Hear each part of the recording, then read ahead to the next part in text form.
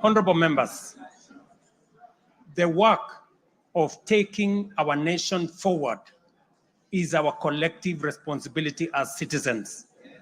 For this reason, we value the contribution of all, whether they come in the form of support or encouragement, suggestion or proposal, criticism or protest.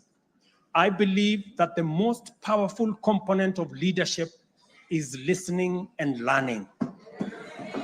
Therefore, I engage with you and listen to all citizens, their elected leaders, public officers, administrators, teachers, and other professionals, learners and the youth, farmers, fisherfolk, pastoralists, traders, craftsmen, artisans, nurses, doctors, community health promoters, and workers across all types of sectors in every sector.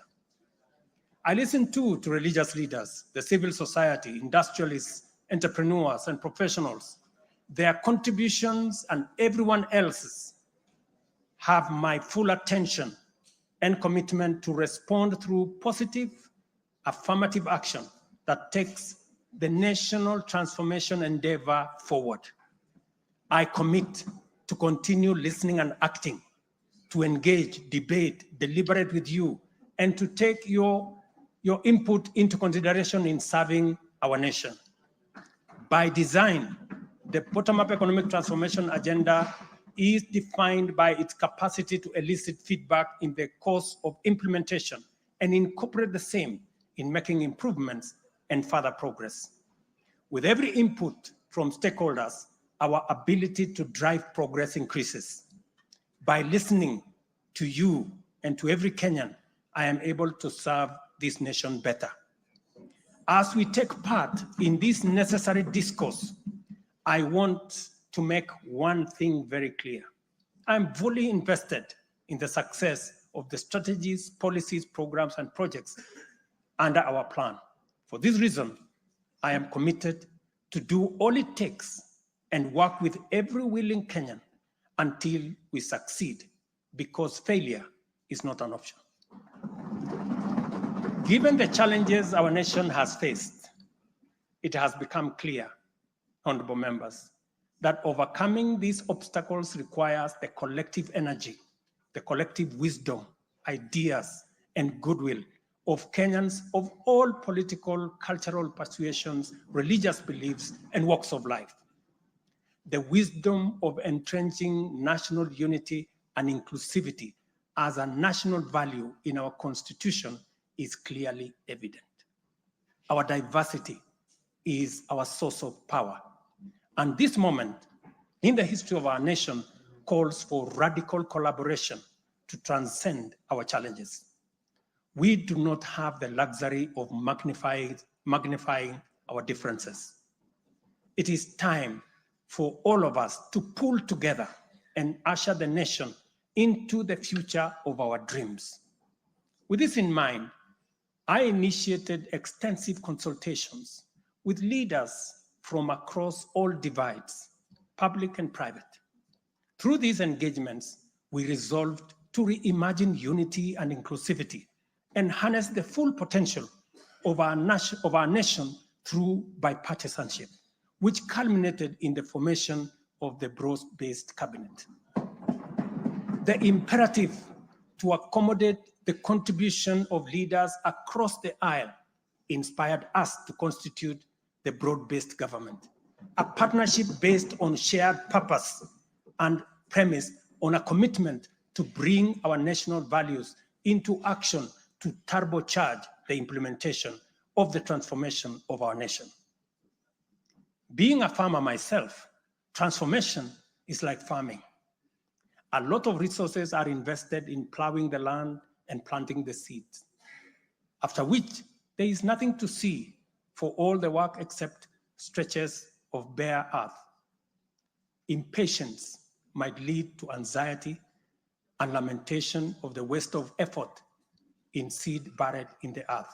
However, after a brief wait, seedlings sprout, requiring close attention, weeding, and patient tending into the crop that will be ready for harvest.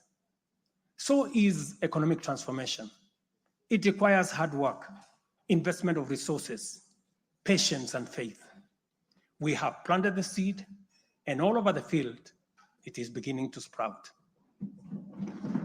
While admittedly, there remains much to fulfill, our collective hope to deliver the national economic transformation that this nation so dearly deserves is on course. I am proud to declare that we have also made undeniable progress in building on the strong foundation laid in previous years and getting the national development project off the ground. Honorable members, from the reports that I have the honor to table for your consideration and debate, there is reason to be optimistic that our forward march is unstoppable and that our capacity and commitment to live and work by our national values and principles of governance are stronger than ever before. Our nation is a proud member of the international community, making our contributions to the global progress boldly and with great determination. We stand collectively facing the dawn with confidence that our expectations of a bright daylight is not in vain.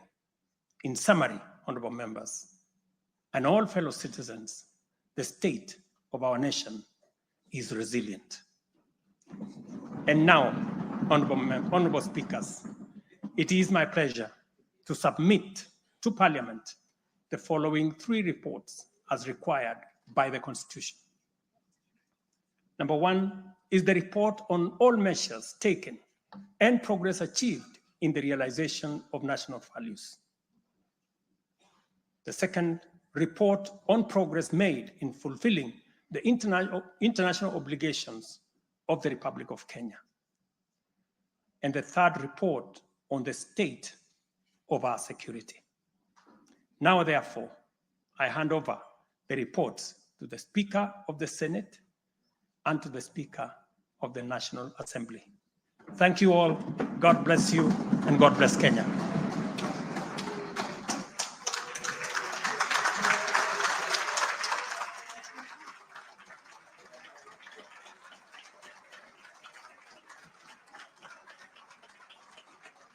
Well done.